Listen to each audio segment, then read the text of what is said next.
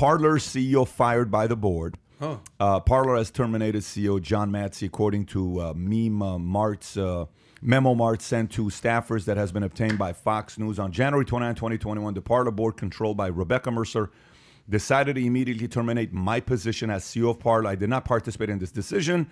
I understand that those who now control the company have some communication to employees and other third parties that have unfortunately created confusion and prompted me to make this public statement. Metze wrote that over the past few months, he has been met constant resistance to his original vision for the social media platform following Amazon Web Services' decision to shut Parler down for failure to moderate egregious content related to the January 6th Capitol riots. Thoughts? Yeah, you know, I'm going to bring a couple points here, and then really I want to get your take on this because you're a CEO of a company, a founder of a company, and I want to get your opinion on this. You know how old this guy is?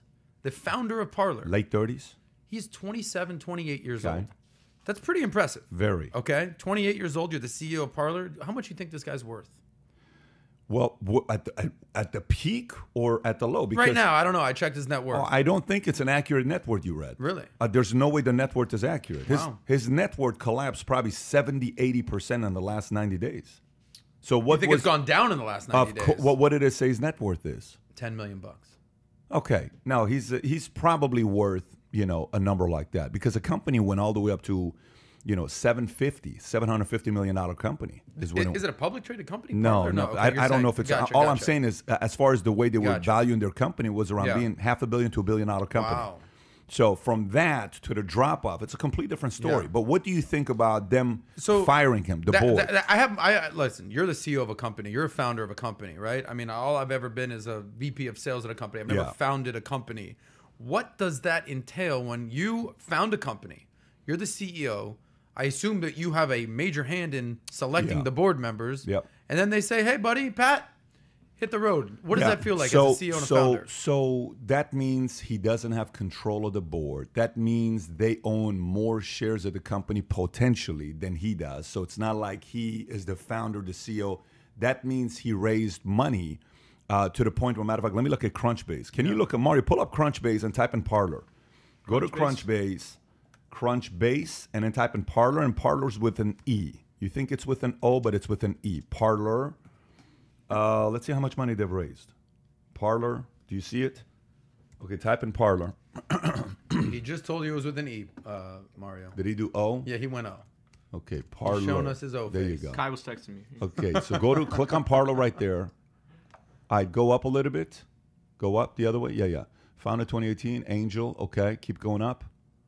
Up. What? So they haven't raised money? Wait, okay, number of investors, 2 highlights. Click on that to the right there. Rebecca Mercer, Angel. Okay, click on Robert Mercer. See how much he gave.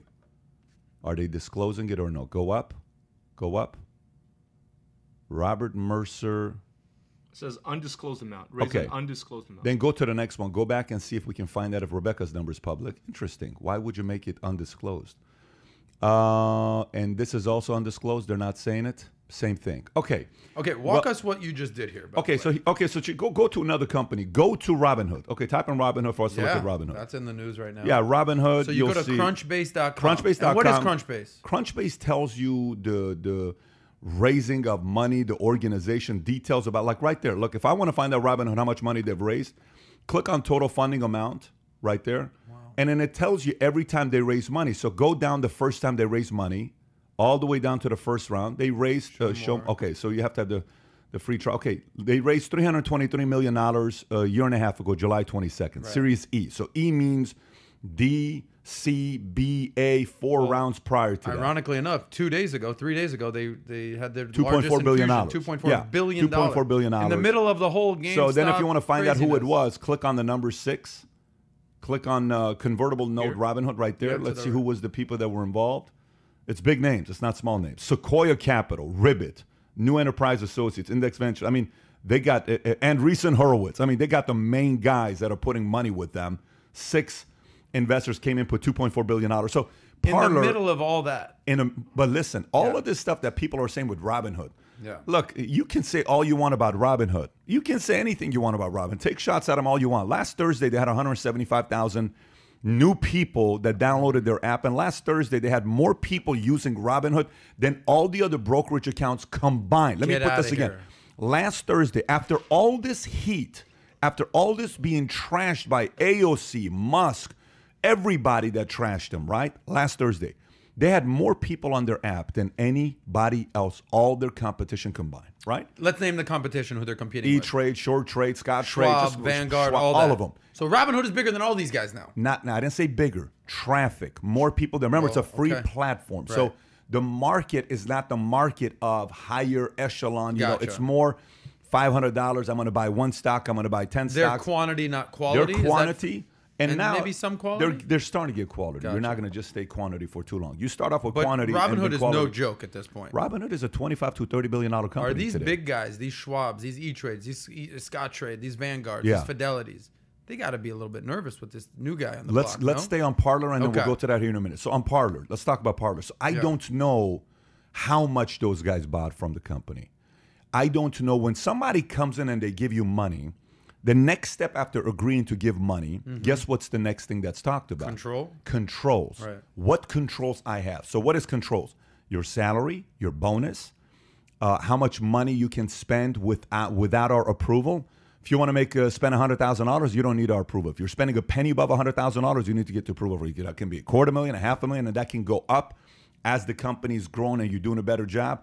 The controls could be what other things you can do outside. The controls could be a lot of different things when you're raising money, right, with the company.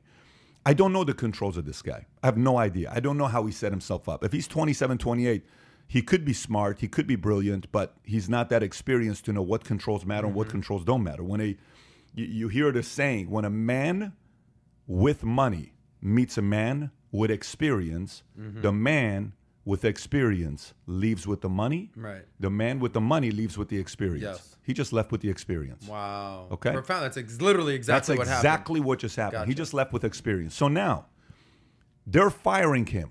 What the hell does that mean, you're firing him? Does this mean you have somebody in mind that you're going to recruit that's going to be able to get the web services up and Parler's going to be back up? So for some of the people that are Parler, like pro-Parler community, this could be a good thing, because if the board is firing him, maybe they think if they bring somebody from a Google, maybe they think if they bring somebody from another company to make the company be more independent, right in the middle, maybe they bring a former executive from Amazon to bring, maybe they think that connection is going to get Amazon to say, fine, we'll go, because the person that's now running the company is a former executive of Amazon or whatever. Now we feel a little bit more comfortable. I don't know. But if you do make a public firing of a CEO, you do not look good if you don't have a plan afterwards. Gotcha. I don't know if that makes sense or not. Of course. If you just fired me, you better have a plan. So if within the next week, Parler's board doesn't have a new guy, gal, leader that's going to be running it, that starts showing progress, what was your point about firing the guy? What statement did you want to make?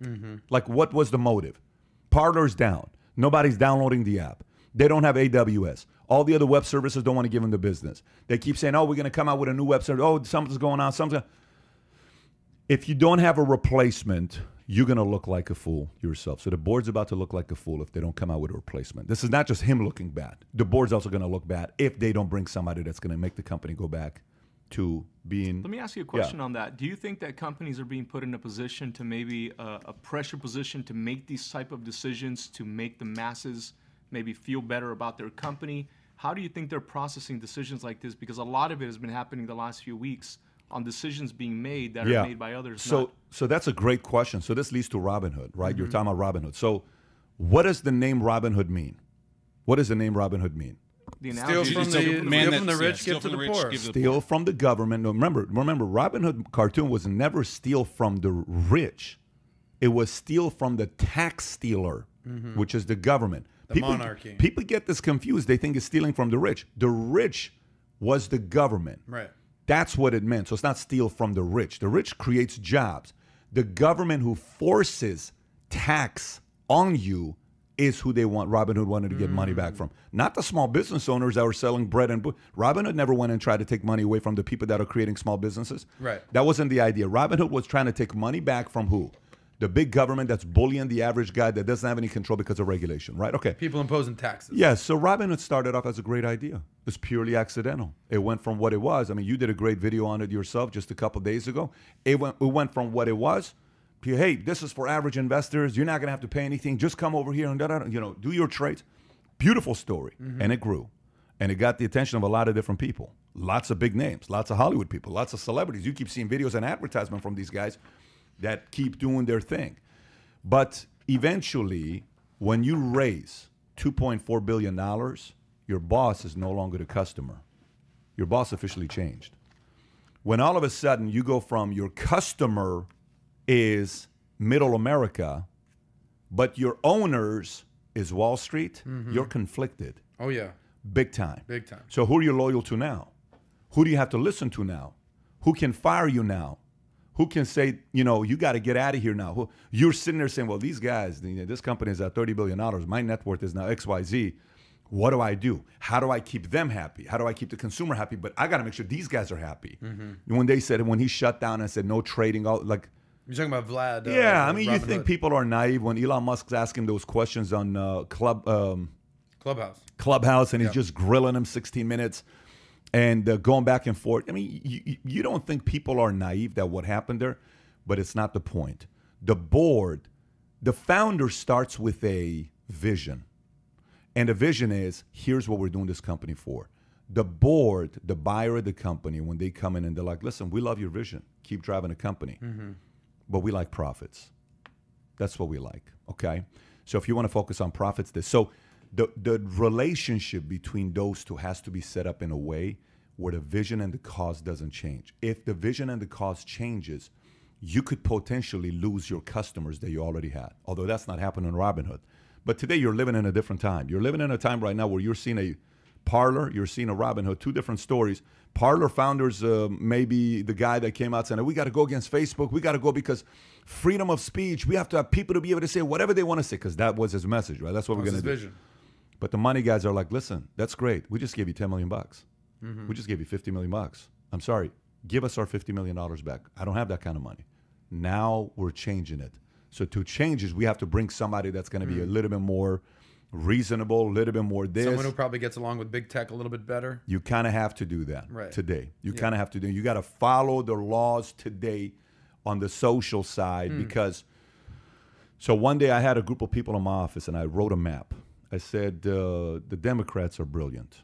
They're so brilliant. And I was having this conversation last week, I think, with Robert Kiyosaki. I think it was. I don't know who it was. Somebody was having this conversation with last week. Yeah. And I said Republicans chased money.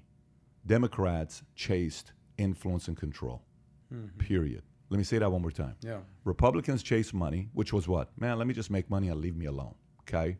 So traditional business that you go to, that you don't have influence, but traditional business that you go to. Are you talking about politically or actual independent, like voters? I'm talking politically and power player billionaires. Gotcha. This is what I'm talking about. Gotcha. Democrats said, no, we have to control voice. So what did Democrats, billionaires, start buying? LA Times, New York Times, Washington Post, Time Magazine, et cetera, right? Then what do they do? Amazon Web Services. Now it's the biggest. They're killing it, what they're doing. Amazon, Facebook, Google, Twitter, go through all of them. Dorsey, all of these guys. For Republicans now to compete on the media side, you know how long it's going to take for them to compete in the media side? Decade. 2 decades, not 1 decade. No way. 2 decades. On the media side. On the media side, it's going to take 2 decades for them to even have a shot. And by the way, 2 decades from now, you think it'll be 50-50 even? No way. 2 decades from now, it will still only be 70-30. Where do you think it is now? Oh, I think it's 98-2 right now. That big of a Give me difference, on the right what the media has. One channel. Yeah, they got Fox, you got Newsmax, you got Newsmax is not at the level. You don't put those guys at that level yet. Newsmax, as far as an NBC, you do not put them at that CNN, level yet. Or like that. By the way, if you look at right now, it's MSNBC, it's CNN, it's Fox, then you got CBS, ABC. All those other guys are all on the left. They're not on the right. So this is a little bit more of a long-term strategy that, folks got to sit down and kind of think about on what's taking place. You can't just sit there and say, let me tell you, this is not fair and this is not this. No, it's not called not fair. It's called competition. And it's called, some of the strategies that you had Republicans on your side kind of didn't help you out. And if you don't start making some changes right now, you're going to have to behoove and you're going to have to bow down to whatever they have to tell you because they control. That's just what's going on, period. So there needs to be a major, like, I'm on a flight back with a guy, Jerry. I'm trying to sleep because I had 3 hours of sleep that day. There was a award ceremony. I'm trying to sleep. Couple days ago, but Jerry's got great stories, phenomenal stories. And he's telling me, 1967, he started working for Bell. And back in the days when, AT&T had a monopoly because AT&T pretty much controlled the market and the government had to come in and break up AT&T because you could only buy phone system from one place. So AT&T would come in and they would say, hey, you got 3 plans. Which one do you want? I don't like any of these. No problem. Okay, cool. Good luck. So can you imagine there is nobody else that's coming to your house afterwards? So the government said, you can't do this. So they broke them apart. Then they became different companies. Anyways, he finally said, what's the one thing about Democrats against Republicans? He said, what? He says, Republicans compete against each other. Democrats unify, even if they hate each other. You have to give them credit. They are united, even if they hate each other. There is more going on today with all these businesses, Parler, Robinhood.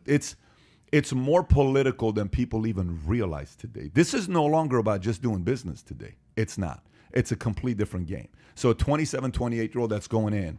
Yeah. And the Zucks of the world who started Facebook, Zuck's brain is also a different kind of a brain. It's not a regular brain. It's, in the Gates brain and the Jobs Young brain, those brains are wired in a different way. To compete nowadays, you need to be ready. And you need to have influence from many different places, especially in the social media game. So if you enjoyed this little short segment from the podcast that we did, here's another short segment to watch. Or if you want to see the entire podcast, click over here. Take care, everybody. Bye-bye.